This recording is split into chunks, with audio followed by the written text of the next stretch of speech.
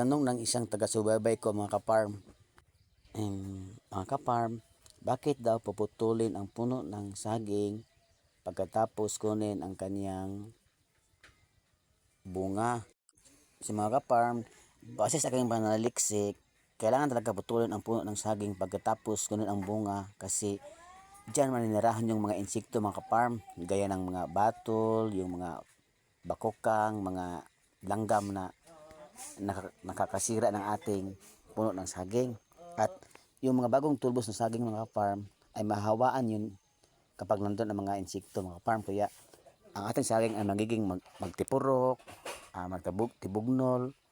So hindi tayo makakakuha ng magandang quality sa ating bunga ng saging kapag nandun ang mga insekto. Kaya ating puputulin po ang saging para walang insekto maninirahan, para